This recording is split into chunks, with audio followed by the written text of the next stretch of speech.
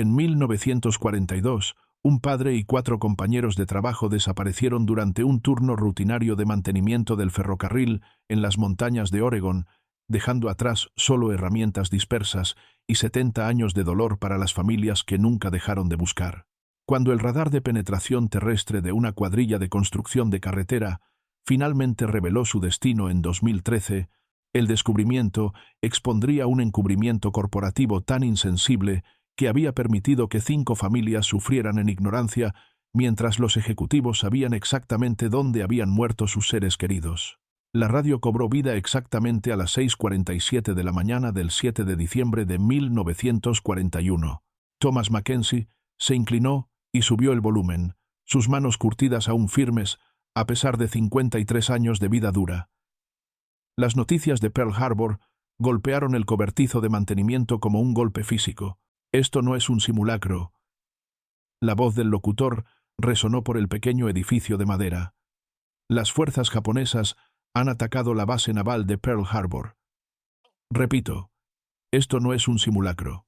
Tommy bajó su taza de café y miró a su cuadrilla. 4 hombres que habían trabajado con él en estas vías férreas de las montañas de Oregón durante años, ahora enfrentando un mundo que había cambiado para siempre en el transcurso de unas pocas horas. Patrick O'Malley, el irlandés pelirrojo que podía arreglar cualquier equipo con sus propias manos, se quedó inmóvil en el banco de madera. Su hermano menor Sean caminaba nerviosamente junto a la ventana, ya hablando de alistarse. Jacob Kowalski, todos lo llamaban Jake, sacó una fotografía gastada de su esposa embarazada Mary. Estaba por dar a luz cualquier día con su primer hijo. ¿Qué significa esto para nosotros?, preguntó tranquilamente. Ray Washington, el único hombre de color en su cuadrilla y el mejor operador de señales en 3 condados, negó con la cabeza lentamente. Significa que todo está por cambiar, hermano.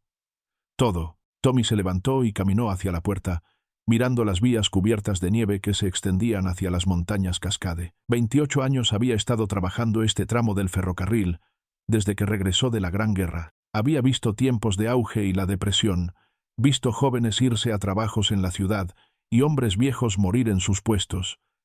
Pero esto se sentía diferente. El ferrocarril va a ser más importante que nunca ahora, les dijo a sus hombres. Van a mover tropas, suministros, todo lo que el esfuerzo de guerra necesite. Mantenemos estas vías funcionando. Estamos haciendo nuestra parte por nuestro país. La asignación de trabajo esa mañana parecía lo suficientemente rutinaria. Una sección de vía a unas 3 millas hacia Devil's Creek había estado mostrando signos de hundimiento, cosas pequeñas, probablemente solo ciclos de congelación y descongelación del invierno, afectando la base de la vía. Pero con la guerra declarada, no podían arriesgarse. Cada milla de vía tenía que ser perfecta. Tommy reunió sus herramientas y revisó el carrito de mantenimiento una última vez. El pequeño carrito motorizado los llevaría a ellos y su equipo a la sección problemática. Patrick cargó las secciones pesadas de rieles, mientras Sean organizó las herramientas más pequeñas. Jake revisó 2 veces el equipo de radio que necesitarían para mantenerse en contacto con el despachador. Ray repasó los protocolos de señales para los trenes de carga matutinos. A las 8:30 subieron al carrito y se dirigieron a las montañas. La mañana era clara y fría, con nieve fresca, haciendo que todo se viera limpio y pacífico. Ninguno de ellos habló mucho sobre las noticias de la guerra. Habría mucho tiempo para hablar después. Tommy saludó con la mano a Harold Brennan, su supervisor, mientras salían del patio. «Estaremos de vuelta a las 5», gritó. Fue la última vez que alguien vería vivos a los 5 trabajadores del ferrocarril. Lo que les pasó en esas montañas permanecería como un misterio durante 71 años. Harold Brennan había sido supervisor del ferrocarril durante 15 años y nunca había perdido una revisión matutina de las 6. El 8 de diciembre de 1941 comenzó como cualquier otro día, con escarcha cubriendo las ventanas del cobertizo de mantenimiento y su aliento formando nubes en el aire frío de Oregón. Pero cuando empujó la pesada puerta de madera, algo se sintió mal inmediatamente. El cobertizo estaba vacío. No solo vacío de personas, sino vacío de una manera que hizo que su estómago se contrajera de preocupación. La taza de café de Tommy estaba en el banco de trabajo, aún medio llena, con una fina película de crema flotando encima. El café estaba helado. El cinturón de herramientas de Patrick O'Malley colgaba en su gancho habitual, pero su martillo favorito faltaba del lazo. Los guantes de trabajo de Sean yacían arrugados en el piso cerca de la puerta, como si los hubiera dejado caer apresuradamente. Harold gritó sus nombres, su voz resonando en el pequeño espacio. «Tommy, Patrick, ¿están aquí, muchachos?» «Nada», le respondió, excepto el viento sacudiendo las tablas sueltas del techo. Revisó el tablero de horarios 2 veces. Se suponía que estaban trabajando en la sección de Devil's Creek, mantenimiento rutinario de vías que debería haberlos traído de vuelta a las 5 la tarde anterior. El carrito había desaparecido, lo que tenía sentido. Lo habrían llevado al sitio de trabajo. Harold se puso su abrigo pesado y encendió su propio carrito motorizado, dirigiéndose por las vías hacia Devil's Creek. El sol matutino apenas comenzaba a atravesar la niebla de la montaña, proyectando largas sombras entre los pinos. A 3 millas, encontró su carrito sentado perfectamente centrado en los rieles, como si alguien lo hubiera posicionado cuidadosamente allí. El pequeño vehículo motorizado se veía normal desde la distancia, pero mientras Harold se acercaba más, su preocupación se profundizó en algo que se acercaba al pánico. Las herramientas estaban dispersas por la plataforma del carrito, algunas habían caído al lecho de grava, un termo de café yacía de lado, el contenido congelado en cristales de hielo marrón. Harold bajó de su carrito y caminó alrededor del carrito abandonado, buscando cualquier señal de lo que podría haber pasado. Sin sangre, sin señales de lucha, sin ropa desgarrada atrapada en el equipo, era como si 5 hombres adultos hubieran simplemente decidido alejarse de su trabajo en medio de un trabajo. La sección de rieles que habían sido enviados a reparar mostraba señales claras de que el trabajo había comenzado. Nuevas espigas yacían listas para ser clavadas, y alguien había aflojado los pernos en la unión problemática. Pero el trabajo estaba tal vez 10% terminado. ¿Por qué pararían en medio de trabajo tan importante, especialmente con las noticias de guerra haciendo a todos más conscientes de sus deberes? Harold pasó 2 horas buscando en el área inmediata, gritando sus nombres hasta que su voz se volvió ronca. Revisó cada posible escondite, cada cobertizo de mantenimiento, cada sección de vía a distancia caminable. Cuando el tren de carga de las 9 se acercó, tuvo que mover ambos carritos fuera de la línea principal, sus manos temblando mientras trabajaba los controles manuales. A las 10 en punto esa mañana, Harold Brennan estaba de vuelta en la oficina de despacho, haciendo la llamada que lanzaría la investigación de personas desaparecidas más grande en la historia del ferrocarril de Oregon. La llamada llegó a la oficina del sheriff del condado Jackson a las 10:23 esa mañana de lunes. El sheriff William Hayes había estado lidiando con la histeria de Pearl Harbor todo el fin de semana, atendiendo reportes de luces sospechosas, acentos extraños y saboteadores imaginarios detrás de cada árbol.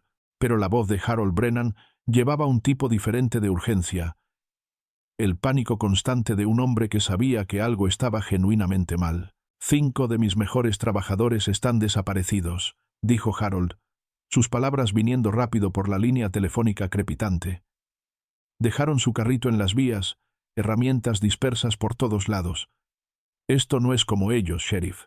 Estos son hombres confiables. Han estado trabajando estos rieles durante años. Hayes agarró su abrigo y placa. En tiempos de paz, los adultos desaparecidos podrían esperar 24 horas antes de acción seria, pero el 8 de diciembre de 1941 ya no era tiempo de paz. El ferrocarril era ahora infraestructura crítica, una línea de vida para mover tropas y suministros a la costa oeste. 5 trabajadores del ferrocarril desaparecidos podrían significar sabotaje, y sabotaje podría significar que la guerra había llegado a Oregon. Dentro de 2 horas, se estaban formando grupos de búsqueda en el depósito de Cascade Junction. Los diputados del sheriff llegaron primero, seguidos por hombres de seguridad del ferrocarril en sus distintivos uniformes azules. Voluntarios locales aparecieron sin ser preguntados. Granjeros y leñadores que conocían estas montañas mejor que cualquier buscador oficial. La palabra se extendió por el pueblo como pólvora. 5 buenos hombres desaparecidos sin rastro. Ladrá. Elizabeth Mackenzie Llegó al depósito justo después del mediodía, aún llevando su uniforme de enfermera del turno nocturno en el hospital del condado. A los 26, era la hija mayor de Tommy, una mujer fuerte que había heredado la determinación obstinada de su padre. Se abrió paso entre la multitud de buscadores, exigiendo respuestas que nadie tenía. «Mi padre no desaparecería simplemente», le dijo al sheriff Hayes, su voz firme a pesar del miedo en sus ojos. «Ha trabajado este ferrocarril desde 1913. Conoce cada milla de vía, cada puente, cada cruce peligroso. Si está desaparecido, algo le pasó». Los primeros equipos de búsqueda se dirigieron por las vías dentro de la hora. El jefe de seguridad del ferrocarril, Marcus Webb, dirigió un grupo hacia Devil's Creek, siguiendo la ruta que los hombres desaparecidos deberían haber tomado. El sheriff Hayes tomó otro equipo al norte hacia los caminos de la compañía maderera, verificando cualquier señal de que los hombres podrían haberse desviado del curso. El carrito abandonado se convirtió en el centro de la investigación. Webb examinó cada herramienta, cada pieza de equipo, buscando pistas sobre lo que podría haber pasado. El sitio de trabajo mostró evidencia clara de que la reparación de rieles había comenzado, pero fue interrumpida repentinamente. Café fresco en el termo sugirió que habían estado trabajando esa mañana, no el día anterior. «Podrían ser osos», sugirió el diputado Jim Morrison, un hombre local que había crecido cazando en estos bosques. «Un gran oso pardo podría dispersar una cuadrilla de trabajo bastante rápido». Pero no había huellas de oso en la tierra suave alrededor del carrito, no había señales del tipo de caos que un ataque de oso habría dejado atrás. Al anochecer, más de 50 buscadores estaban peinando los bosques montañosos. Gritaron los nombres de los hombres desaparecidos hasta que sus voces resonaron en las paredes del cañón. Los haces de linterna bailaron entre los pinos mientras caía la oscuridad, pero las montañas guardaron sus secretos. 5 trabajadores del ferrocarril simplemente habían desaparecido en el desierto de Oregón, dejando atrás solo preguntas y el creciente temor de que la guerra podría haber encontrado su camino a su tranquilo pueblo montañoso. El agente especial del FBI Robert Sterling llegó a Cascade Junction en el tren matutino desde Portland. Su sedán gubernamental negro, siguiendo en el siguiente tren de carga, era el 10 de diciembre de 1941, solo 3 días después de Pearl Harbor, y toda la costa oeste estaba agarrada por la fiebre de invasión. Sterling había investigado casos de sabotaje en Washington y California, pero 5 trabajadores del ferrocarril desaparecidos en las montañas de Oregón presentaba un nuevo tipo de amenaza. Sterling estableció su oficina temporal en la habitación trasera del depósito del ferrocarril, extendiendo archivos y fotografías por el escritorio de Harold Brennan. El agente era un hombre delgado y serio de unos 30 años que hablaba en oraciones cortadas y tomaba notas en un pequeño libro de cuero. Todo sobre él sugería autoridad federal y urgencia de tiempo de guerra. Estos hombres tenían acceso a infraestructura crítica. Sterling explicó al sheriff Hayes durante su primera reunión. Podrían deshabilitar vías, dañar puentes, interrumpir movimientos de tropas a lo largo de todo el corredor de la costa oeste. Tenemos que considerar la posibilidad de que fueran agentes enemigos. Las investigaciones de antecedentes comenzaron inmediatamente. El equipo de agentes federales de Sterling descendió sobre las familias, haciendo preguntas que se sintieron más como interrogatorios. Querían saber sobre creencias políticas, contactos extranjeros, cualquier comportamiento sospechoso en las semanas antes de la desaparición. Los antecedentes de Patrick O'Malley levantaron banderas rojas inmediatas. Su abuelo había inmigrado del condado Cork en 1892, y Patrick aún recibía cartas de parientes en Irlanda. Más preocupante, su primo se había casado con una familia de inmigrantes alemanes en Portland. Sterling rodeó esas conexiones en tinta roja, construyendo una red de sospecha alrededor del pelirrojo desaparecido que podía arreglar cualquier equipo de ferrocarril. «El muchacho O'Malley habla algo de alemán», reportó el agente Collins después de entrevistar a vecinos. «Lo aprendió de los parientes políticos de su primo. Podría ser inocente, pero vale la pena notarlo». Sterling agregó otra marca roja al archivo de Patrick. La herencia polaca de Jacob Kowalski también atrajo escrutinio, a pesar de las 3 generaciones de su familia en América. Su esposa embarazada Mary se desplomó durante el interrogatorio, sollozando que Jake amaba este país más que cualquier cosa excepto su bebé por nacer. Quería alistarse después de Pearl Harbor, les dijo a los agentes. Dijo que su trabajo en el ferrocarril lo mantenía alejado de luchar por América. Ray Washington enfrentó sospechas diferentes.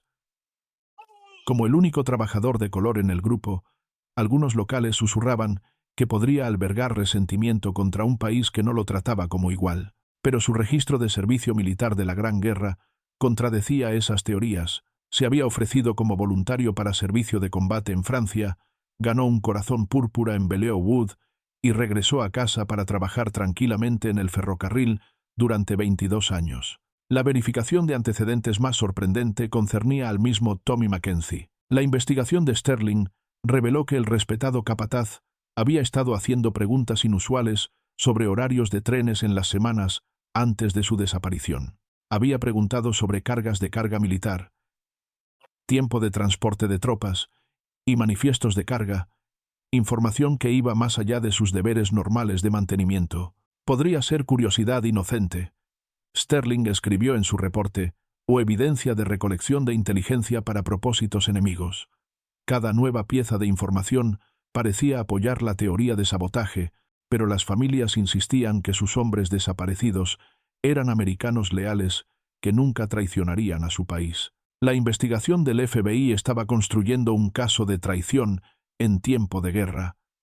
Pero la verdad era mucho más complicada de lo que el agente Sterling podía imaginar. Para Navidad de 1941, la investigación había generado más teorías que evidencia. El sheriff Hayes mantenía una lista creciente de posibilidades clavada en la pared de su oficina, cada una pareciendo razonable hasta que los hechos probaran lo contrario. Los 5 trabajadores del ferrocarril desaparecidos se habían convertido en un rompecabezas con demasiadas piezas y ninguna imagen clara. La teoría del ataque de oso ganó apoyo cuando el cazador local Jim Patterson reportó encontrar marcas de garras en árboles cerca de Devil's Creek. Un gran oso pardo ha pasado por aquí recientemente, les dijo a los equipos de búsqueda, señalando profundas marcas en la corteza a unos 8 pies del suelo. Pero el doctor Martin Webb, un experto en vida silvestre de la Universidad Estatal, examinó las marcas y negó con la cabeza. Estas son viejas, probablemente de la primavera pasada. Además, los osos habrían dejado sangre, ropa desgarrada, algún tipo de evidencia física. El accidente industrial con encubrimiento se convirtió en la siguiente teoría principal. Las compañías ferroviarias habían sido conocidas por ocultar muertes en el lugar de trabajo para evitar investigaciones de seguridad y reclamos de compensación. El agente Sterling presionó fuertemente a Harold Brennan sobre esta posibilidad durante múltiples entrevistas. Tal vez cayeron en maquinaria, quedaron atrapados en equipo, y la compañía decidió hacer desaparecer los cuerpos, sugirió Sterling. Pero los registros de Brennan no mostraron actividad inusual de equipo. No faltaban herramientas que podrían haber causado accidentes fatales. La teoría del robo emergió cuando el diputado Morrison descubrió que Tommy Mackenzie había estado cargando la nómina semanal de la cuadrilla, casi $200 en efectivo. Podrían ser vagabundos, hombres desesperados buscando dinero fácil, propuso Morrison. Matar a los trabajadores, tomar el efectivo, tirar los cuerpos en algún lugar remoto. Los equipos de búsqueda registraron cada barranco y lecho de arroyo dentro de 10 millas, pero no encontraron rastro de violencia o tumbas ocultas. La deserción para evitar el servicio militar parecía plausible a algunos investigadores. Con la guerra declarada, todos los hombres aptos enfrentaban posibles avisos de reclutamiento. Tal vez los 5 trabajadores habían decidido desaparecer en el desierto en lugar de arriesgarse a ser enviados al extranjero. Pero sus familias rechazaron esta teoría completamente. Jake estaba tratando de alistarse, insistió Mary Kowalski entre lágrimas. Quería luchar por su país, no huir de él. Los perros de búsqueda proporcionaron la pista más frustrante de todas. Los sabuesos de la prisión estatal rastrearon el olor de los hombres desaparecidos fácilmente desde el cobertizo de mantenimiento hasta su carrito abandonado. De ahí, el rastro llevó a lo largo de las vías del ferrocarril por otra media milla antes de detenerse repentinamente en el puente de Devil's Creek. Los perros dieron vueltas en el área, gimieron y se negaron a recoger el olor de nuevo en cualquier lado del arroyo. «Es como si hubieran desaparecido en el aire», dijo el manejador Pete Rogers, un hombre que había estado trabajando con perros rastreadores durante 20 años. «Nunca he visto algo así. Los perros están completamente confundidos».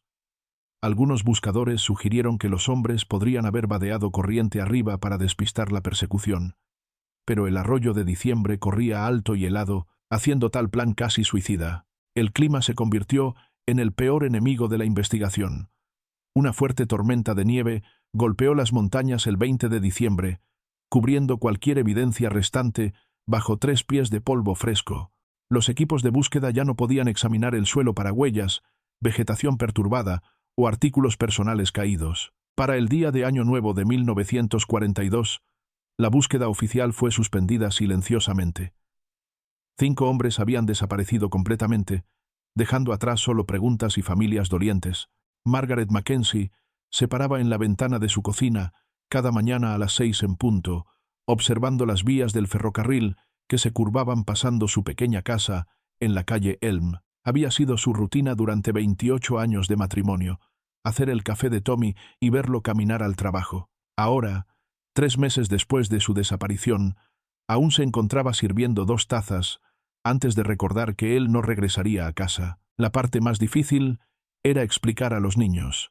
A los 14, su hijo Robert trataba de ser el hombre de la casa, tomando trabajos extraños después de la escuela para ayudar con los gastos. Susan, de 12 años, se lloraba hasta dormir la mayoría de las noches, preguntando cuándo regresaría papá. La pequeña Margaret, de solo 8, siguió dibujando fotos de su padre y dejándolas en su silla vacía en la mesa del comedor. Ladra.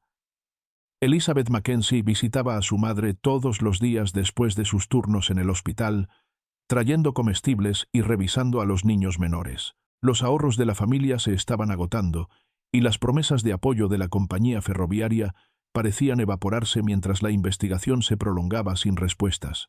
«Siguen diciendo que podría haberse escapado», le dijo Margaret a su hija durante una de sus conversaciones nocturnas. 28 años trabajó esos rieles. Nunca perdió un día excepto cuando nacieron los bebés. ¿Por qué nos dejaría ahora? Elizabeth no tenía respuesta, solo la creciente certeza de que algo terrible le había pasado a su padre. La familia O'Malley enfrentó luchas diferentes. Los padres de Patrick y Sean, Bridget y Michael, habían emigrado de Irlanda 40 años antes y nunca aprendieron completamente a leer inglés. Las constantes preguntas del FBI sobre conexiones alemanas y actividades sospechosas los dejaron confundidos y asustados. Vecinos que habían sido amigos durante décadas ahora cruzaban la calle para evitarlos, susurrando sobre posible sabotaje y simpatizantes enemigos. «Mis muchachos son buenos trabajadores americanos», insistía Bridget, a cualquiera que escuchara, su acento irlandés espeso de emoción. Patrick arregló la campana de la iglesia el verano pasado gratis. Sean ayudó a la vieja Sra. Peterson con su techo. Nunca lastimarían este país. Pero los susurros continuaron, y la familia O'Malley se encontró aislada en su dolor. Mary Kowalski dio a luz a su hija el 15 de enero de 1942, exactamente un mes después de la desaparición de Jake. Nombró a la bebé Helen por la madre de Jake y lloró por horas sosteniendo al niño que su esposo nunca conocería. Las otras esposas del vecindario trajeron comida y ayuda, pero Mary se sintió completamente sola en el mundo. Estaba tan emocionado por ser padre. Les dijo a las damas de la iglesia que vinieron a visitarla. Siguió hablando de enseñar al bebé a pescar, a trabajar con herramientas, a ser fuerte e independiente. Ahora ella nunca siquiera conocerá su voz. La modesta asistencia financiera de la compañía ferroviaria apenas cubría el alquiler y los comestibles, forzando a Mary a tomar lavado y reparación para llegar a fin de mes. La madre de Ray Washington, Carla, se negó a creer que su hijo estaba muerto. A los 73 había sobrevivido la esclavitud, la reconstrucción y décadas de discriminación, desarrollando una fe inquebrantable de que su familia resistiría cualquier dificultad que viniera en su camino. «Mi Raymond es un sobreviviente», le dijo al predicador en la iglesia bautista Mount Olive. Regresó a casa de esa terrible guerra en Francia y regresará a casa de cualquier problema en que esté ahora. Las familias se aferraron a la esperanza, pero la esperanza se volvió más difícil de mantener mientras el invierno se convertía en primavera sin palabra de sus hombres desaparecidos. En la primavera de 1942, los ejecutivos de la compañía ferroviaria se reunieron en una sala de conferencias de Portland para discutir lo que llamaban privadamente la situación Mackenzie. El presidente de la compañía, Charles Whitmore, se sentó en la siseta de compres, cabecera de la mesa de roble pulida, revisando archivos que nunca verían la luz del día. La guerra se estaba escalando, los contratos del gobierno estaban llegando a raudales, y 5 trabajadores desaparecidos se habían convertido en una inconveniencia costosa. Las familias están haciendo demasiadas preguntas, reportó el abogado de la compañía, Jonathan Pierce. La hija de la Sra. Mackenzie es enfermera, educada, persistente. Ha estado solicitando copias de órdenes de trabajo, reportes de seguridad, registros de incidentes. No podemos seguir posponiendo para siempre. Los otros ejecutivos asintieron sombríamente, entendiendo las implicaciones. Una mujer educada haciendo las preguntas correctas podría descubrir cosas que la compañía prefería mantener enterradas. Whitmore abrió una carpeta manila marcada confidencial y extendió fotografías por la mesa. Las imágenes mostraban el sitio de trabajo de Devil's Creek desde múltiples ángulos, pero estas no eran las mismas fotos compartidas con los investigadores. Nuestro equipo de inspección encontró algo el 15 de diciembre, dijo silenciosamente, 3 días antes de que suspendiéramos oficialmente la búsqueda. Las fotografías revelaron lo que parecía ser una entrada de cueva colapsada a unas 200 yardas de donde se descubrió el carrito. Rocas frescas caídas cubrían la abertura, y detectores de metal habían captado señales, sugiriendo herramientas y equipo enterrado bajo los escombros. Un geólogo de la compañía había confirmado que el área se asentaba sobre un extenso sistema de cuevas naturales, el tipo que podría fácilmente atrapar a exploradores incautos. Entraron en ese sistema de cuevas, continuó Whitmore, su voz apenas por encima de un susurro. El terremoto del 7 de diciembre, el mismo día que Pearl Harbor, debe haber provocado un colapso. Están enterrados ahí abajo, probablemente muertos desde el primer día. La habitación cayó en silencio mientras los ejecutivos absorbían esta información. Pierce se aclaró la garganta nerviosamente. ¿Por qué no reportamos esto a las autoridades? Las familias merecen saber qué pasó con sus hombres. La expresión de Whitmore se endureció, revelando el cálculo frío que había construido la fortuna de guerra de la compañía. La recuperación costaría cientos de miles de dólares, tal vez más. Excavación peligrosa, equipo especializado, meses de trabajo.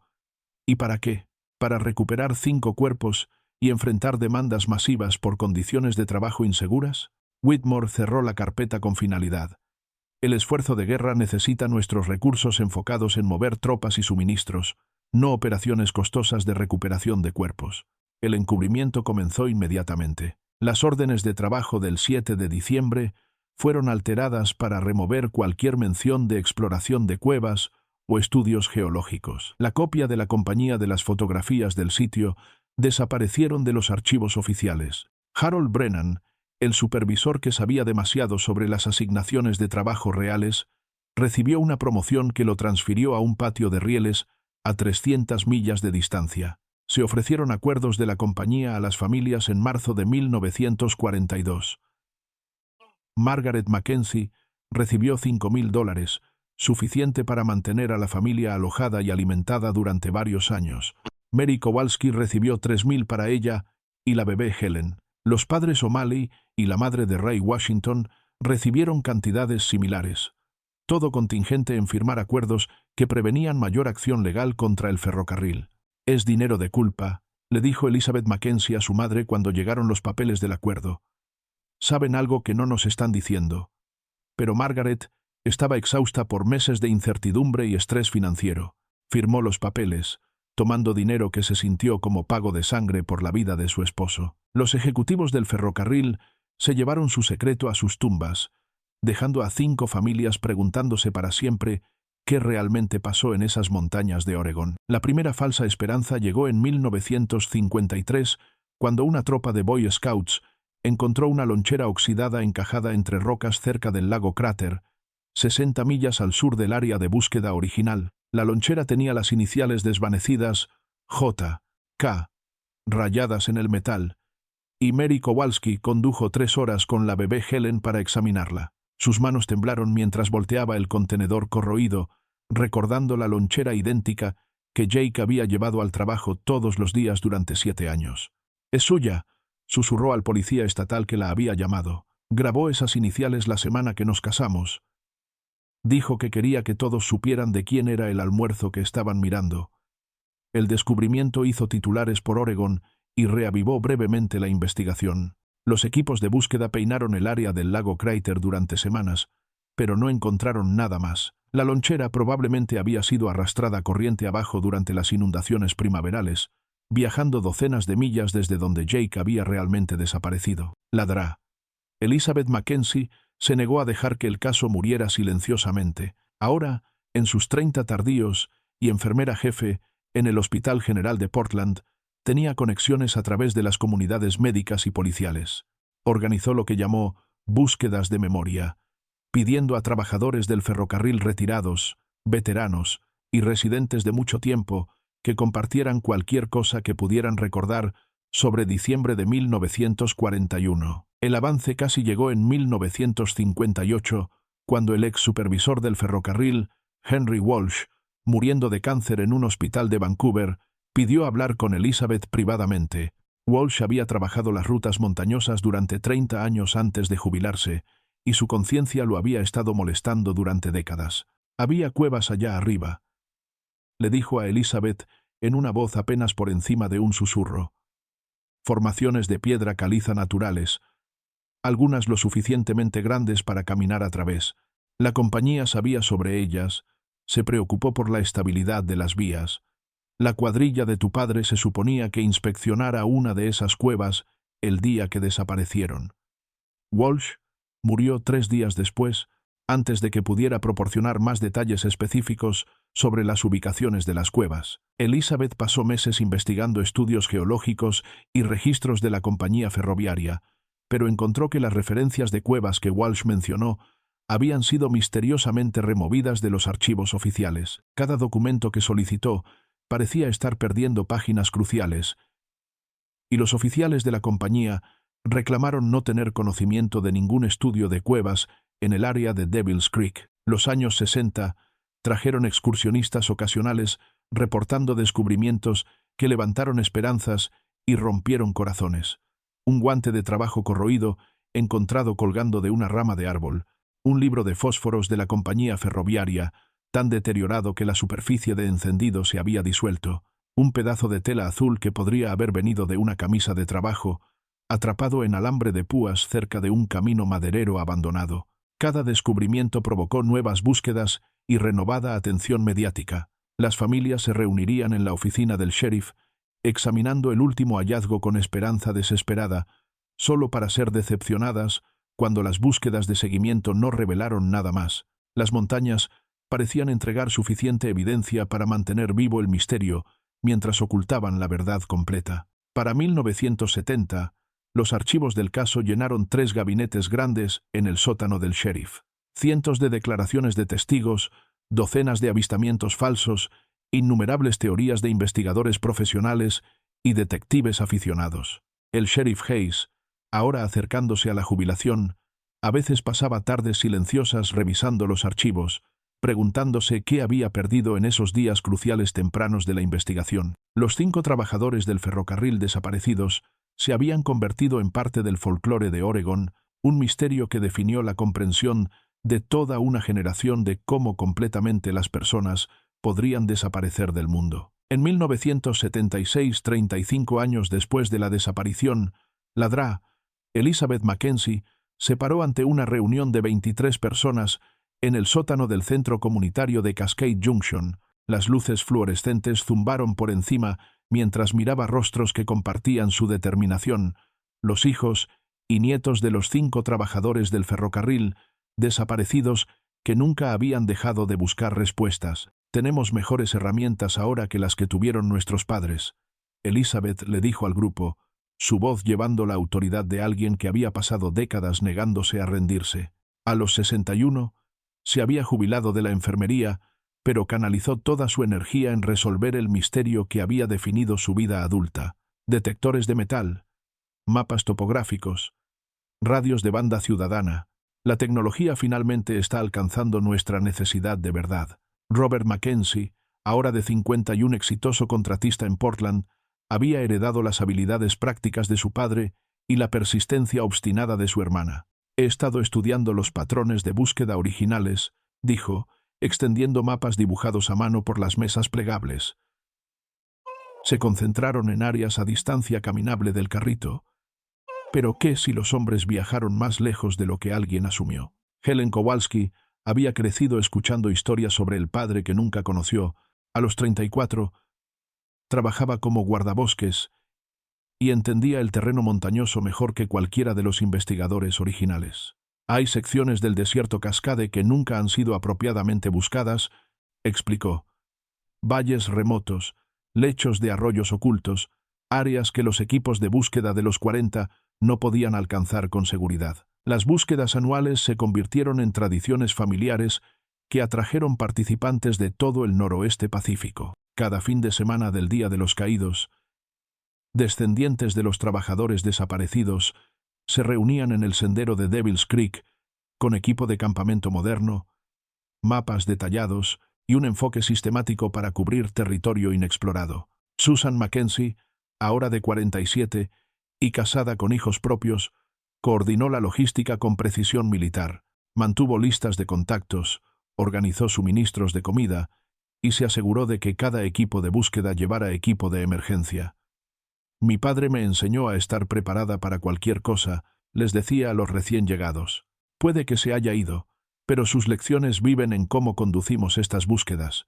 Las búsquedas atrajeron atención de grupos de detectives aficionados y entusiastas de crímenes reales. Algunos vinieron con deseo genuino de ayudar. Otros parecían más interesados en el misterio que en los hombres desaparecidos. Elizabeth aprendió a examinar voluntarios cuidadosamente, enfocándose en personas que entendían que estaban buscando al padre, esposo, hijo de alguien. Los detectores de metal resultaron tanto prometedores como frustrantes. Los dispositivos pitarían emocionadamente sobre espigas de ferrocarril enterradas, herraduras olvidadas y equipo minero descartado de las operaciones madereras del siglo XIX del área. Cada señal levantó esperanzas que usualmente se desvanecían dentro de minutos de excavar. Lo más cerca que llegaron a un avance fue en 1982, cuando Helen descubrió lo que parecía ser equipo de campamento viejo en un barranco a 12 millas del área de búsqueda original. Ollas de cocina oxidadas, fragmentos de lona que podrían haber sido material de refugio, incluso una navaja de bolsillo corroída con iniciales demasiado deterioradas para leer claramente. «Es del período de tiempo correcto», confirmó el Dr. James Patterson, un arqueólogo de la Universidad Estatal que ofreció su experiencia como voluntario. Pero no hay manera de conectar definitivamente estos artículos a sus hombres desaparecidos. Docenas de personas acamparon en estas montañas durante los 40 y 50. La siguiente generación se negó a aceptar la derrota, pero las montañas continuaron guardando sus secretos con determinación frustrante. El Internet cambió todo para el caso Mackenzie. En 1995, un programador de computadoras llamado David Chen creó algo llamado el Sitio Web de Trabajadores Desaparecidos, uno de los primeros foros en línea dedicados a desapariciones sin resolver. Dentro de meses, detectives aficionados de todo el mundo estaban analizando evidencia de 70 años y proponiendo teorías que iban desde brillantes hasta extrañas. Ladra. Elizabeth Mackenzie, ahora de 80 años y moviéndose lentamente pero aún afilada como una espiga de ferrocarril, aprendió a usar correo electrónico con ayuda de su nieto. La era digital la puso en contacto con investigadores que nunca podría haber alcanzado antes. Agentes del FBI retirados, expertos geológicos, incluso ex-ejecutivos ferroviarios dispuestos a compartir historias que sus compañías habían tratado de enterrar durante décadas. El poder de las mentes conectadas es asombroso. Elizabeth le dijo a un reportero del Portland Oregonian en 1998. He aprendido más sobre el caso de mi padre en los últimos 3 años que en los 50 anteriores. El sitio web había atraído investigadores serios que trajeron habilidades profesionales a la investigación. Martha Collins, una bibliotecaria retirada de Eugene, se obsesionó con crear la línea de tiempo más completa de la desaparición jamás armada. Pasó 2 años viajando a archivos, entrevistando residentes ancianos y digitalizando recortes de periódicos de 1941 y 42. Su investigación descubrió detalles que habían sido olvidados o pasados por alto durante décadas. Hubo un terremoto menor el 7 de diciembre de 1941. Collins anunció durante una conferencia de investigadores aficionados de 1999, el mismo día que Pearl Harbor, por lo que no llegó a los periódicos, pero el estudio geológico registró un temblor de 3.2 centrado en las montañas Cascade, justo en el área donde los trabajadores desaparecieron. Esta información provocó nuevas teorías sobre lo que podría haber pasado. Tal vez los hombres se habían refugiado en una cueva o túnel de mina que colapsó durante el terremoto. Tal vez habían estado trabajando cerca de una formación rocosa inestable que cedió. El ángulo del terremoto parecía explicar por qué los perros de búsqueda perdieron el olor tan repentinamente. ¿Por qué nunca se encontraron cuerpos en el área de búsqueda original? Discovery Channel contactó a Elizabeth en 2001 sobre presentar el caso en su serie Misterios sin resolver.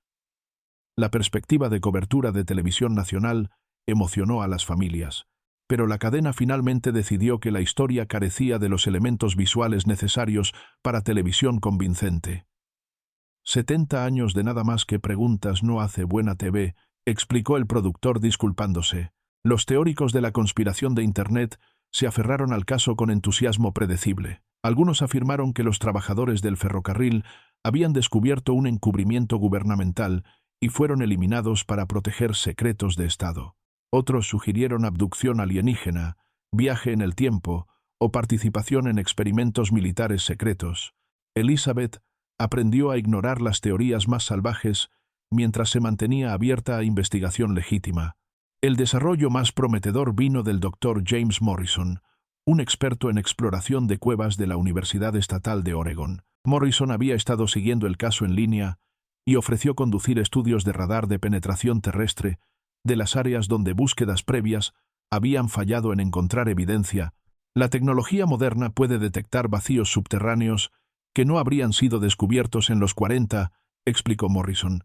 Si esos hombres cayeron en un sistema de cuevas o fueron atrapados por un colapso, finalmente podríamos ser capaces de localizarlos. La era digital había dado a las familias nuevas herramientas y nueva esperanza. Pero las montañas aún guardaban sus secretos. El doctor Marcus Chen ajustó su casco y examinó la ruta propuesta para el nuevo desvío montañoso de la Interestatal 84. Era el 15 de septiembre de 2012, y el Departamento de Transporte de Oregon había contratado su firma consultora geológica para conducir estudios de impacto ambiental antes de que pudiera comenzar la construcción. El proyecto tallaría una carretera de 4 carriles a través de algunos de los terrenos más desafiantes en las montañas Cascade, requiriendo voladura y excavación extensivas. Chen había pasado 20 años estudiando geología del noroeste, pero este tramo particular de montañas presentaba complicaciones únicas. La carretera propuesta cruzaría 3 formaciones rocosas diferentes, 2 líneas de falla principales y docenas de lechos de arroyos estacionales que podrían causar problemas de inundación durante el deshielo primaveral. Necesitamos saber exactamente qué hay bajo la superficie antes de empezar a mover tierra, explicó la gerente de proyecto de ODOT, Sarah Williams, durante su reunión inicial del sitio. Lo último que queremos es golpear un río subterráneo o sistema de cavernas inestable que retrase la construcción por meses. El trabajo de estudio comenzó con métodos tradicionales. El equipo de Chen condujo muestreo de núcleos, midió densidad de roca y mapeó patrones de flujo de agua superficial. Pero el verdadero avance vendría del radar de penetración terrestre, tecnología que podía revelar estructuras subterráneas invisibles al estudio convencional. Chen había estado usando equipo GPR durante 15 años, pero los modelos más recientes eran notablemente más sofisticados que las máquinas voluminosas de los 90. El nuevo radar podía penetrar hasta 60 pies bajo tierra y crear mapas tridimensionales detallados de formaciones subsuperficiales. Para construcción de carreteras, esto significaba identificar posibles sumideros, arroyos subterráneos o condiciones de suelo inestable que podrían causar falla del camino. El trabajo era metódico y a menudo aburrido. El equipo de Chen instalaría el equipo de radar. Lentamente caminaría patrones de cuadrícula predeterminados y registraría datos que luego serían analizados por software de computadora. La mayoría de las lecturas mostraron exactamente lo que esperaban: lecho rocoso sólido, agua subterránea ocasional y las características geológicas típicas del rango Cascade, pero el 23 de septiembre de 2012, algo inusual apareció en el monitor de Chen. El radar estaba escaneando un área 2 millas al noreste de la ruta de carretera propuesta, verificando posibles impactos ambientales en una cuenca cercana. Las lecturas mostraron lo que parecía ser un vacío grande, aproximadamente 40 pies bajo la superficie, mucho más grande que cualquier formación de cueva natural que habían encontrado. «Eso es raro», murmuró Chen a su asistente, Jamie Rodríguez. «Esta área no se supone que tenga sistemas de cuevas principales. Las formaciones de piedra caliza están todas más al sur».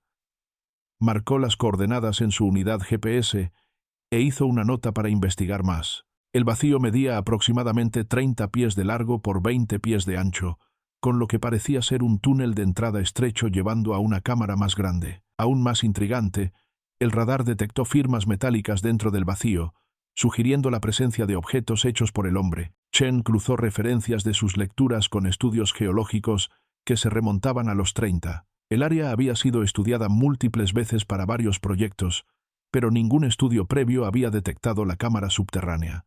O la tecnología anterior no era lo suficientemente sofisticada para penetrar tan profundo, o algo había cambiado en la estructura subsuperficial a través de las décadas.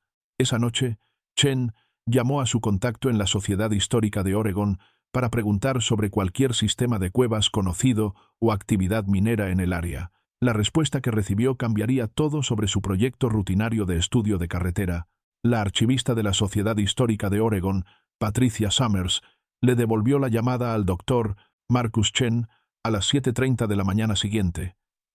Su voz llevaba una emoción que hizo que Chen se sentara más derecho en la silla de su cuarto de hotel. Después de 30 años de manejar registros polvorientos y documentos olvidados, Summers había tropezado con algo que hizo que sus manos temblaran mientras sacaba archivos de cajas de almacenamiento que no habían sido abiertas en décadas.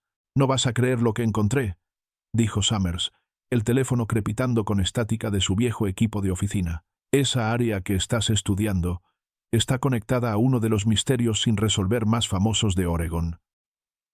5 trabajadores del ferrocarril desaparecieron ahí en 1941, nunca encontrados a pesar de esfuerzos de búsqueda masivos». Chen abrió su laptop y sacó las lecturas de radar del día anterior mientras Summers explicaba los básicos del caso Mackenzie.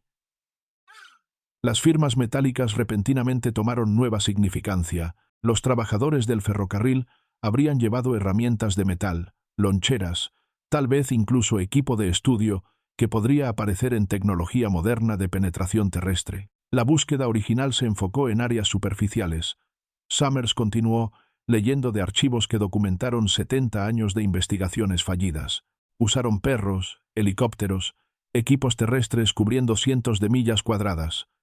Pero nadie pensó en mirar bajo tierra. La exploración de cuevas no era realmente posible con tecnología de los 40. Chen estudió sus datos de radar con ojos frescos.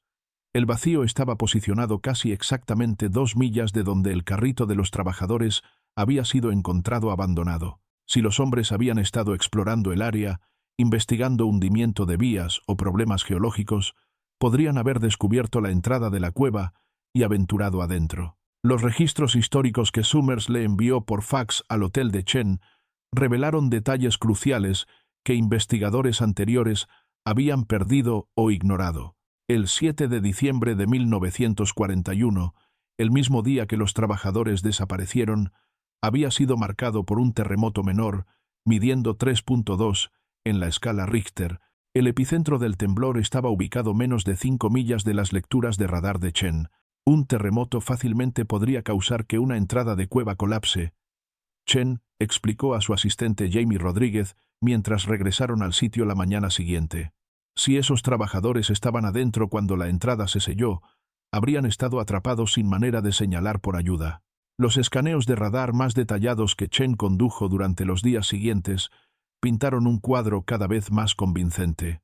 La cámara subterránea parecía tener dos secciones distintas, un área más pequeña cerca de lo que habría sido la entrada original y un espacio más grande más profundo bajo tierra. Las firmas metálicas se concentraban en ambas áreas, sugiriendo la presencia de múltiples objetos. Más significativamente, el equipo de Chen detectó lo que parecían ser modificaciones estructurales dentro de la cueva. Las cuevas naturales típicamente tienen paredes y pisos irregulares, pero el radar mostró áreas con líneas inusualmente rectas y patrones organizados. Alguien había estado trabajando dentro de ese espacio subterráneo, arreglando objetos, posiblemente incluso construyendo estructuras de refugio. «Esto no es solo una cueva», Chen le dijo a Rodríguez después de revisar 3 días de escaneo intensivo. «Esta es una cueva ocupada, o al menos lo fue en un momento. El radar está captando evidencia de habitación humana. Áreas de campamento organizadas.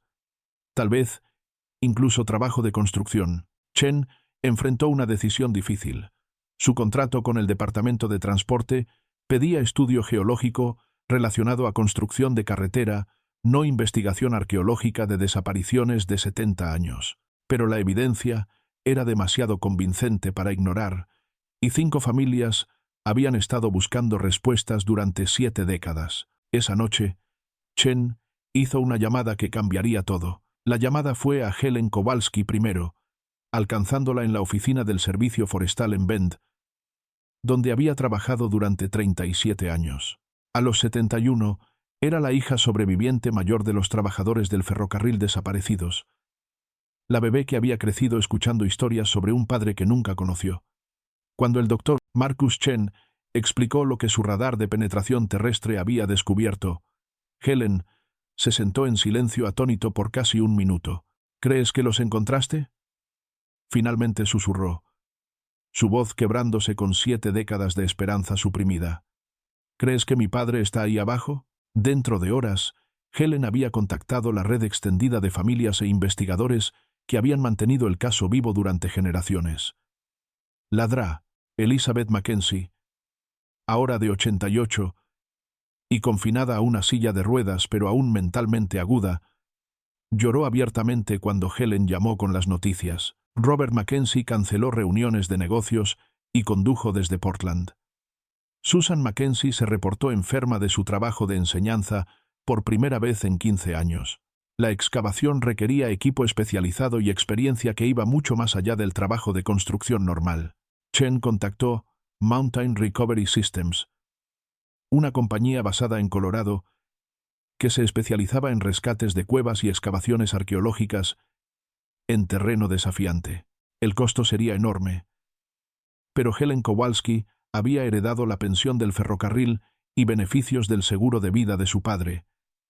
Dinero que había ahorrado exactamente para este tipo de emergencia. «Hemos estado esperando 71 años», Helen le dijo al líder del equipo de excavación, Mike Patterson, durante la reunión de planificación. «Cueste lo que cueste, tome lo que tome, vamos a averiguar qué les pasó a nuestros padres». La excavación comenzó el 15 de octubre de 2013, exactamente 72 años, y un mes después de que los trabajadores desaparecieron. Los medios locales cubrieron la historia extensivamente, atrayendo multitudes de espectadores curiosos al sitio montañoso remoto. La Policía Estatal de Oregon estableció un perímetro para mantener a los mirones a distancia segura, mientras la maquinaria pesada comenzó el proceso delicado de remover toneladas de roca y tierra. El equipo de Patterson trabajó lenta y cuidadosamente, usando herramientas neumáticas para romper a través de la entrada de cueva colapsada, sin dañar nada que pudiera estar preservado adentro.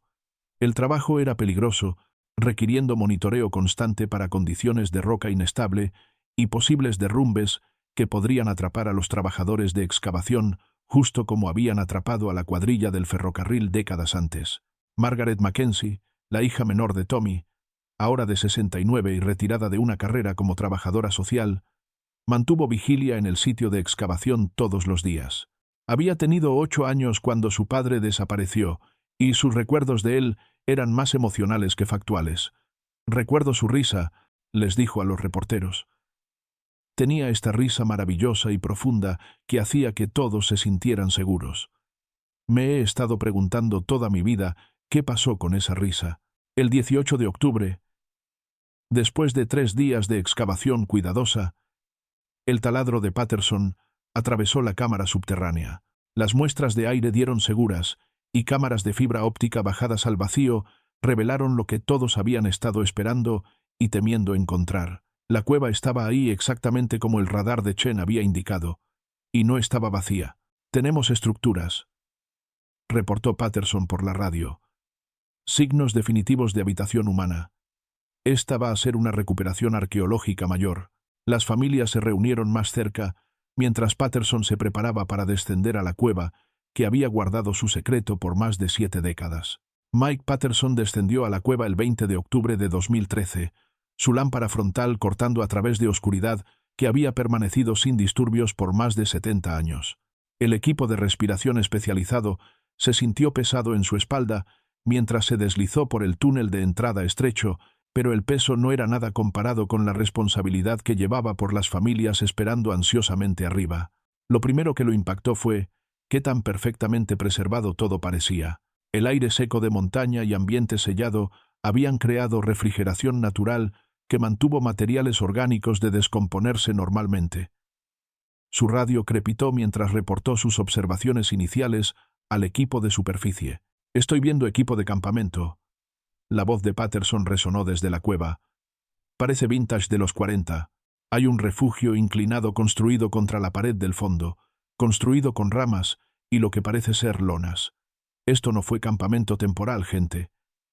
Alguien vivió aquí abajo por un periodo extendido». Helen Kowalski se acercó más al altavoz de radio, lágrimas corriendo por su rostro curtido. 71 años de preguntarse, de esperar, de imaginar qué podría haberle pasado a su padre, y finalmente alguien estaba describiendo el lugar donde Jake Kowalski había pasado sus días finales. La lámpara frontal de Patterson iluminó detalles que pintaron una imagen de supervivencia desesperada e ingenio notable. Una fosa de fuego había sido construida cerca del refugio, con un sistema de chimenea crudo diseñado para canalizar humo hacia una grieta natural en el techo de la cueva. Contenedores de comida colgaban de cuerdas atadas a protuberancias rocosas, posicionados para mantener suministros seguros de cualquier animal que podría haber compartido el espacio subterráneo. «Hay un sistema de recolección de agua», Patterson continuó, su voz llena de admiración profesional por las habilidades de ingeniería mostradas. «Han posicionado lonas y contenedores para atrapar agua goteando del techo. Trabajo muy inteligente. Muestra que estos hombres entendían técnicas de supervivencia a largo plazo». La radio cayó silenciosa por varios minutos mientras Patterson exploró más profundo en el sistema de cuevas. Cuando su voz regresó, llevaba un tono diferente, más solemne y respetuoso. «He encontrado pertenencias personales. Ropa de trabajo, botas, lo que parece un libro encuadernado en cuero envuelto en hule. Hay herramientas de la compañía ferroviaria dispersas alrededor del área de campamento». Ladrá. Elizabeth Mackenzie, escuchando desde su silla de ruedas en la entrada de la cueva, cerró sus ojos y susurró una oración que había estado diciendo durante 72 años. Las herramientas de su padre estaban ahí abajo, los martillos y llaves y dispositivos de medición que habían sido extensiones de sus manos hábiles. El descubrimiento más significativo de Patterson vino en la sección más profunda de la cueva, donde su luz reveló algo que lo hizo dejar de respirar por un momento. «Necesito al forense aquí abajo», dijo silenciosamente en su radio. «He encontrado restos humanos, múltiples individuos. Parece ser 5 conjuntos de restos posicionados en diferentes áreas de la cueva». Las familias arriba se abrazaron mientras la realidad finalmente los golpeó. Sus padres, esposos, hijos y hermanos desaparecidos realmente estaban ahí abajo, preservados en la cueva de montaña, donde habían luchado por sobrevivir a través del invierno de 1941 y 42. Pero el descubrimiento más importante aún estaba esperando más profundo en la cueva, envuelto cuidadosamente en hule y posicionado donde alguien había intentado que fuera encontrado. El diario de Tommy Mackenzie Finalmente contaría la historia completa de lo que había pasado durante esos meses perdidos en las montañas. Ladrá. Sarah Mitchell, la antropóloga forense llamada de la Universidad Estatal de Oregón, manejó el diario de Tommy Mackenzie con guantes de algodón blanco y la reverencia reservada para artefactos históricos. El libro encuadernado en cuero había sido envuelto en múltiples capas de hule y metido en una caja de municiones de metal, mostrando que quien lo preservó entendió su importancia para descubrimiento futuro. Las familias se reunieron en la sala de conferencias de la oficina del sheriff del condado Jackson el 22 de octubre de 2013, mientras Mitchell cuidadosamente abrió el diario a la primera entrada. La tinta se había desvanecido a marrón, pero la escritura pulcra de Tommy permaneció perfectamente legible después de 71 años bajo tierra. 7 de diciembre de 1941. Mitchell leyó en voz alta, su voz firme a pesar del peso emocional del momento. Vinimos aquí abajo para investigar hundimiento de vías. Encontramos este sistema de cuevas por accidente cuando Patrick notó aire frío viniendo de detrás de algunas rocas caídas. Decidimos explorar un poco antes de reportar de vuelta a Harold. Patrick, Helen Kowalski, agarró la mano de su nieto mientras la verdad comenzó a emerger. Su padre y su cuadrilla no habían planeado desaparecer. No habían estado huyendo de algo o tratando de evitar servicio militar. Simplemente habían estado haciendo sus trabajos, investigando un problema de mantenimiento que los llevó a descubrir algo inesperado. La segunda entrada, fechada el mismo día, reveló el momento cuando exploración rutinaria se convirtió en lucha por supervivencia. La entrada de la cueva colapsó durante el terremoto esta tarde. Sentimos el suelo temblar, escuchamos rocas cayendo, luego todo se quedó silencioso. Tratamos de excavar para salir, pero la abertura está completamente sellada. Estamos atrapados aquí abajo, con cualquier suministro que tengamos en nuestras loncheras y bolsas de herramientas. Ladrá. Elizabeth Mackenzie, ahora escuchando desde su silla de ruedas con lágrimas corriendo por su rostro, había esperado 8 décadas para aprender que la desaparición de su padre había sido un accidente terrible, no un abandono de sus responsabilidades familiares. Mitchell se volvió a la tercera entrada, fechada 8 de diciembre. Ray piensa que podemos sobrevivir hasta que los equipos de rescate nos encuentren. La cueva se mantiene caliente. Hay agua goteando del techo, y tenemos suficiente comida para tal vez una semana si somos cuidadosos. Patrick encontró otra cámara más profunda en la cueva, que podría tener más espacio. Jake está hablando de tratar de excavar nuestro camino hacia afuera, pero la caída de roca se ve demasiado pesada para herramientas de mano. Las entradas del diario pintaron una imagen de 5 hombres hábiles aplicando su conocimiento práctico a una situación imposible. Habían construido refugio, establecido sistemas de recolección de agua y organizado sus escasos suministros con la eficiencia de personas que entendían trabajo duro y resolución de problemas. 15 de diciembre de 1941, Mitchell continuó. Hemos estado aquí más de una semana ahora. Podemos escuchar helicópteros de búsqueda a veces, voces gritando nuestros nombres, pero suenan tan lejos. La cueva debe estar más profunda bajo tierra de lo que pensamos. Comenzamos a racionar comida más estrictamente. Jake encontró algún tipo de raíces creciendo cerca de la fuente de agua, podrían ser comestibles. Robert Mackenzie se limpió los ojos mientras escuchó descripciones del liderazgo de su padre durante la crisis. Incluso atrapado bajo tierra sin esperanza de rescate rápido, Tommy había mantenido registros detallados y mantenido la moral del grupo a través de sus horas más oscuras. La verdad finalmente estaba emergiendo después de 7 décadas, pero probaría ser más desgarradora de lo que alguien había imaginado. Ladrá. Sarah Mitchell volteó la página cuidadosamente mientras las entradas del diario se movían al nuevo año de 1942. La escritura de Tommy Mackenzie permaneció firme a través de Navidad y enero, pero el contenido reveló el deterioro gradual de 5 hombres luchando contra probabilidades imposibles. 3 de enero de 1942. Mitchell leyó a las familias reunidas. Hemos estado aquí abajo casi 4 semanas ahora. Jake hizo un calendario en la pared de la cueva usando tiza de su bolsa de herramientas. Los muchachos se mantienen fuertes, pero todos estamos perdiendo peso. Encontramos hongos creciendo en la cámara más profunda. Saben terrible, pero son comida. Helen Kowalski cerró sus ojos, imaginando a su padre de 22 años raspando hongos de paredes de cueva para mantenerse vivo. Jake había sido el más joven de los trabajadores atrapados, con una esposa embarazada esperando en casa y sueños de criar hijos que nunca conocerían la voz de su padre. Las entradas de mediados de enero mostraron desesperación creciente mezclada con ingenio notable. Los 5 hombres habían construido sistemas elaborados de recolección de agua, organizado sus herramientas restantes para posibles intentos de escape e incluso establecido un horario de rotación para mantener el fuego que proporcionaba tanto calor como luz. 20 de enero de 1942. Mitchell continuó. Patrick piensa que encontró un camino a la superficie, un pasaje estrecho en la parte trasera de la cámara principal, demasiado pequeño para un hombre, pero vamos a tratar de ensancharlo con herramientas de mano. Ray talló un juego de ajedrez de piedra suave para mantener nuestras mentes agudas. Jugamos torneos en las tardes. Ladrá. Elizabeth Mackenzie se maravilló del liderazgo de su padre, incluso enfrentando muerte segura. Tommy había mantenido el grupo organizado, mantenido moral, y continuado haciendo registros detallados que algún día contarían su historia. Pero las entradas de febrero revelaron la realidad dura de su situación. 5 de febrero de 1942. Jake está enfermo, con fiebre y quejándose de dolores de estómago. Los hongos podrían estar enfermándonos, pero son la única comida que nos queda.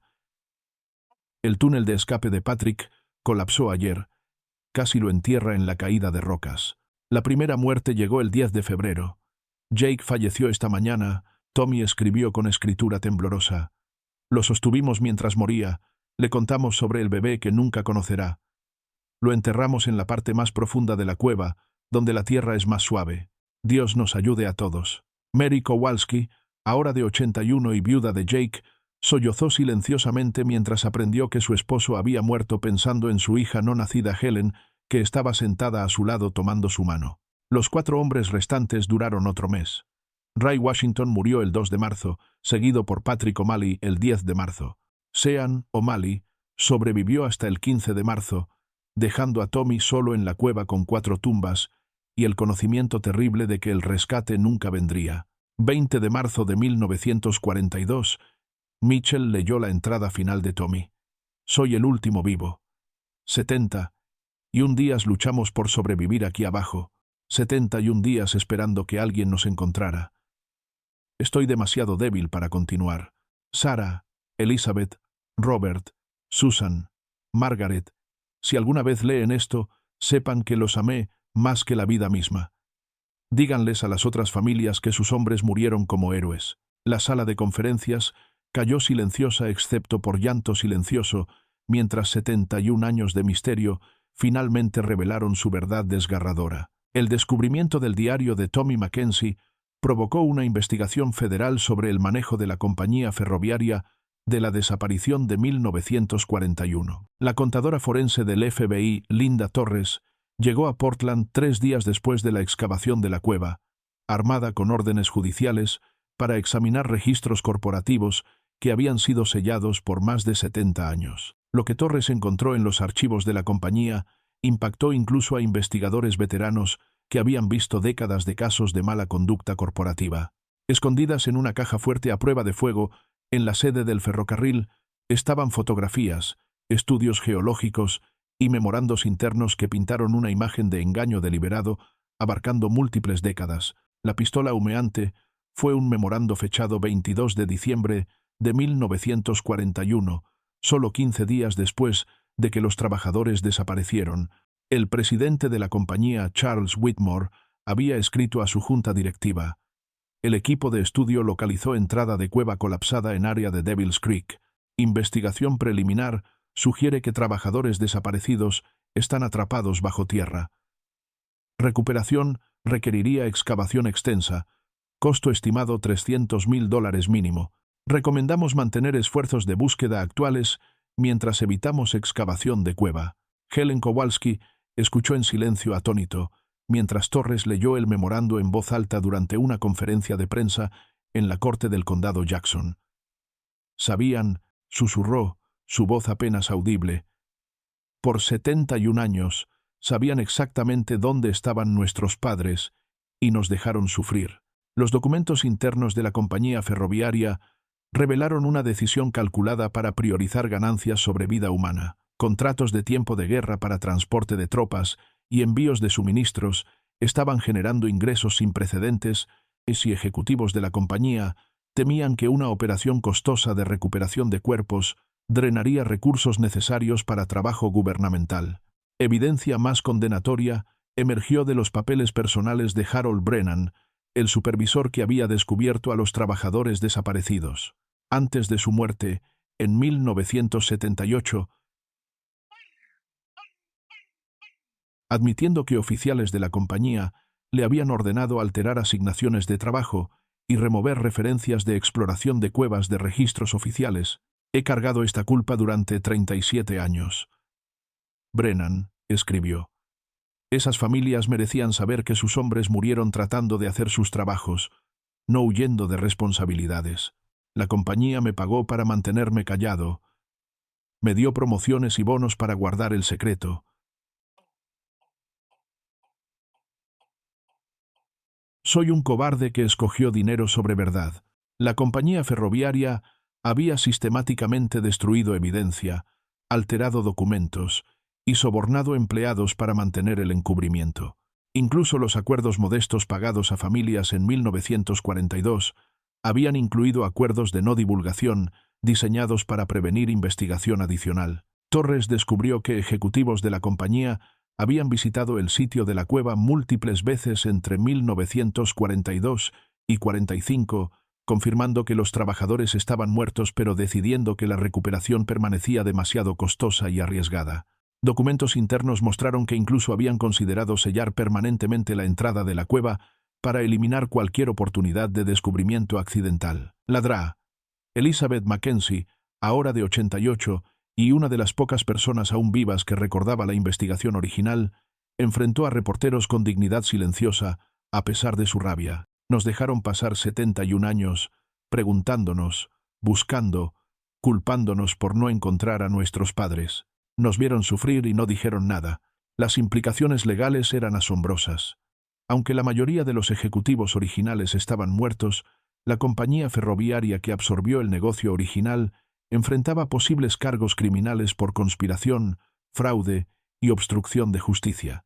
Más importante, las familias finalmente tenían la verdad completa sobre lo que había pasado a sus hombres desaparecidos y por qué la justicia había sido retrasada durante 7 décadas. La demanda contra Mountain Pacific Railroad Corporation fue presentada el 15 de noviembre de 2013, exactamente un mes después de que la excavación de la cueva revelara la verdad sobre los trabajadores desaparecidos. La abogada Rebecca Santos, una abogada de derechos civiles de Portland, que se especializaba en casos de responsabilidad corporativa, tomó el caso sin cobrar a las familias ningún honorario por adelantado. Esto no es solo sobre dinero, Santos explicó a reporteros fuera de la Corte Federal. Esto es sobre responsabilidad corporativa y el derecho fundamental de las familias de saber qué pasó con sus seres queridos.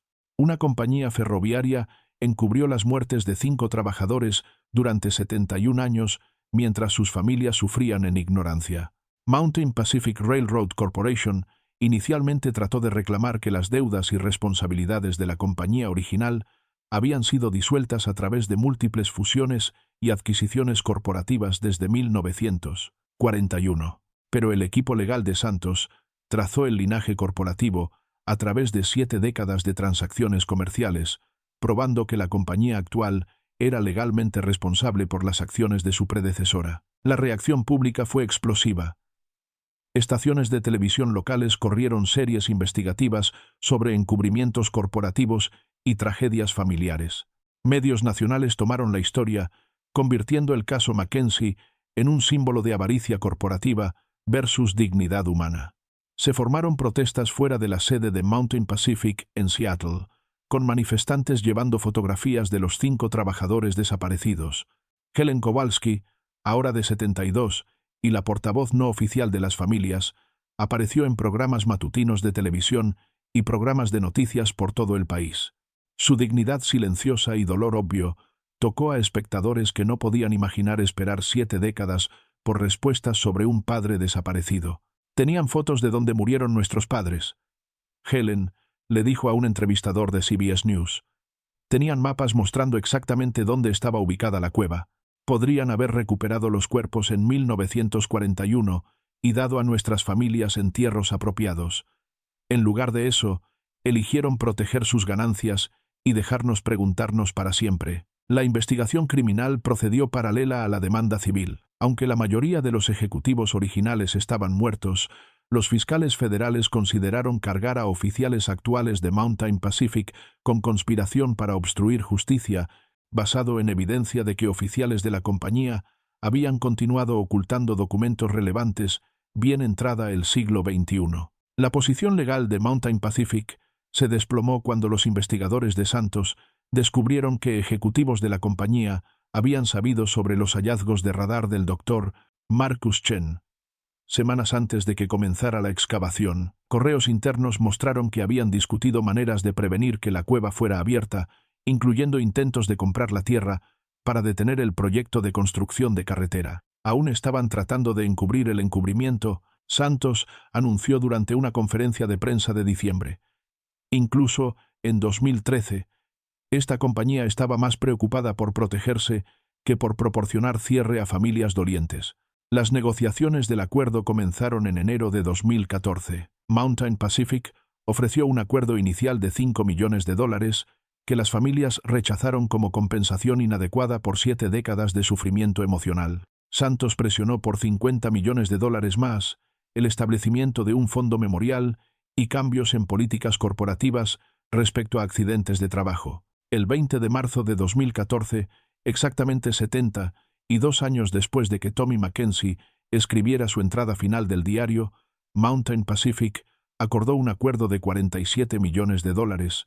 El dinero sería dividido entre los miembros sobrevivientes de la familia, con porciones designadas para un fondo de becas memorial y programas mejorados de seguridad del trabajador. La justicia finalmente había llegado, aunque vino demasiado tarde para las familias que habían sufrido más. El servicio fúnebre para 5 trabajadores del ferrocarril se llevó a cabo en una mañana fresca de octubre de 2014, 73 años después de que habían desaparecido en las montañas de Oregon. El cementerio Memorial Highland, en Cascade Junction, había donado una parcela en la ladera con vista a las vías del ferrocarril, donde los hombres habían trabajado toda su vida adulta.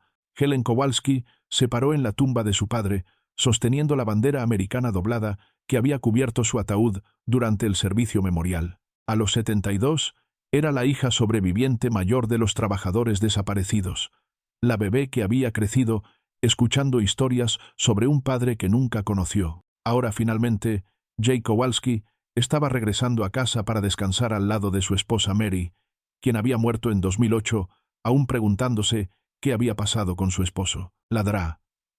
Elizabeth Mackenzie, de 89 y frágil pero determinada a asistir, se sentó en su silla de ruedas mientras el ataúd de su padre fue bajado al suelo junto a la tumba de su madre. Margaret Mackenzie había muerto en 1991, llevándose sus preguntas y su esperanza a la tumba. Pero Elizabeth había vivido lo suficiente para aprender la verdad, para entender que Tommy Mackenzie había muerto como había vivido, cuidando a sus hombres y pensando en su familia hasta su último aliento. Los hermanos O'Malley fueron enterrados en la sección católica del cementerio, con el padre Michael O'Brien conduciendo un servicio especial en gaélico para honrar su herencia irlandesa. Los nietos de Patrick y Sean, la mayoría de los cuales nunca habían conocido la historia de sus abuelos desaparecidos, lloraron mientras escucharon las oraciones antiguas que sus ancestros habían llevado del condado Cork a Oregón. Ray Washington recibió honores militares completos, con una guardia de honor del puesto local de veteranos de guerras extranjeras, disparando un saludo de 21 cañonazos sobre su ataúd cubierto con bandera. Su servicio en Francia durante la Gran Guerra había ganado un corazón púrpura, y ahora, finalmente, su sacrificio estaba siendo apropiadamente reconocido. El grupo memorial Buffalo Soldiers envió representantes de todo el noroeste Pacífico para rendir tributo a un hombre cuyas contribuciones habían sido olvidadas por demasiado tiempo. El entierro de Tommy Mackenzie atrajo la multitud más grande, reflejando su papel como capataz de cuadrilla y la búsqueda de décadas de la familia por respuestas. Robert Mackenzie, ahora de 73 y usando bastón, entregó un elogio que se enfocó en el carácter de su padre en lugar de su muerte trágica. Mi padre nos enseñó que el trabajo era algo de lo que estar orgulloso, que cuidar a tu cuadrilla era más importante que cuidarte a ti mismo. Robert dijo, su voz llevando por el cementerio de la ladera, murió como vivió, asegurándose de que sus hombres estuvieran tan seguros y cómodos como fuera posible. Ese es el padre que quiero recordar. La ceremonia concluyó con una campana tradicional de ferrocarril, prestada del Museo Ferroviario de Oregon, sonando 5 veces por cada uno de los trabajadores. El sonido resonó por el valle donde habían pasado sus días finales, un tributo que conectó su memoria al trabajo que habían amado. Susan Mackenzie, ahora de 78 y la última hija sobreviviente que tenía recuerdos claros de su padre, puso una corona de ramas de pino en cada tumba. Las ramas de hoja perenne vinieron de árboles creciendo cerca de la cueva donde los hombres habían muerto, trayéndolos círculo completo desde su tumba de montaña a su lugar de descanso final entre familia y amigos. Después de 73 años, los 5 trabajadores del ferrocarril finalmente estaban en casa. El Centro de Visitantes Memorial Mackenzie abrió el 7 de diciembre de 2015, exactamente 74 años después de que los 5 trabajadores del ferrocarril desaparecieron en las montañas de Oregon. Construido con fondos del acuerdo de Mountain Pacific Railroad, el centro se sienta en una ladera con vista a las vías donde Tommy Mackenzie, Jake Kowalski, Patrick y Sean O'Malley y Ray Washington pasaron su día final de trabajo. Helen Kowalski, ahora de 73, cortó la cinta en la ceremonia de dedicación. Sus manos firmes, a pesar de su edad, mientras realizaba el honor que su padre nunca vivió para ver. Este memorial no es solo sobre 5 trabajadores desaparecidos, le dijo a la multitud de dignatarios, miembros de familia y visitantes curiosos. Es sobre la importancia de la verdad, el valor de nunca rendirse y la responsabilidad que todos tenemos de cuidarnos unos a otros. El centro muestra artefactos recuperados de la cueva donde los hombres murieron, incluyendo herramientas, pertenencias personales y páginas del diario de Tommy Mackenzie. Pero la exhibición más poderosa es una línea de tiempo detallada mostrando cómo la tecnología moderna finalmente resolvió un misterio de 74 años, demostrando que algunas preguntas pueden ser respondidas si las personas se niegan a dejar de preguntarlas. Ladra. Elizabeth Mackenzie vivió para ver la apertura del memorial, falleciendo pacíficamente 3 meses después, a los 90 años. Su proyecto final fue establecer el Fondo de Emergencia de Familias Trabajadoras, usando su porción del acuerdo del ferrocarril, para ayudar a familias enfrentando crisis financieras similares a lo que había llevado a algunas personas a sospechar que su padre había abandonado deliberadamente. Mi padre murió creyendo que su familia pensaría que había huido. Elizabeth escribió en su carta final a la Fundación Memorial. Ninguna familia debería tener que preguntarse sobre un ser querido desaparecido de la manera que nos preguntamos durante 74 años. Este fondo ayudará a personas antes de que la desesperación las haga considerar elecciones desesperadas. Los programas educativos del memorial se enfocan en seguridad del lugar de trabajo, sistemas de apoyo familiar y la importancia de responsabilidad corporativa. Grupos escolares visitan regularmente para aprender sobre condiciones de trabajo de la era de la depresión y cómo las leyes de protección laboral evolucionaron para prevenir tragedias similares. Susan Mackenzie, la última sobreviviente que recordaba a su padre personalmente, se convirtió en la primera coordinadora voluntaria del memorial a los 79 años. Pasó sus años restantes dando tours a visitantes, compartiendo historias sobre Tommy Mackenzie el padre, en lugar de Tommy Mackenzie el trabajador desaparecido. La gente quiere saber cómo era antes de desaparecer, Susan les diría a grupos de tour. Nos enseñó a pescar, construyó casas de árbol, leía cuentos cada noche antes de dormir. Era solo un padre regular que amaba a su familia y tenía orgullo en su trabajo. La tragedia es importante, pero el hombre era más importante que el misterio. Mountain Pacific Railroad Corporation financió programas anuales de entrenamiento de seguridad como parte del acuerdo legal, usando el caso Mackenzie como ejemplo de lo que puede pasar cuando las compañías priorizan ganancias sobre personas. Los programas han prevenido numerosos accidentes de trabajo y establecido protocolos para situaciones de emergencia que no existían en 1941. La cueva donde los 5 hombres murieron permanece sellada, marcada por una placa de bronce que lee: en memoria de Thomas Mackenzie, Jacob Kowalski, Patrick O'Malley, Sean O'Malley y Raymond Washington.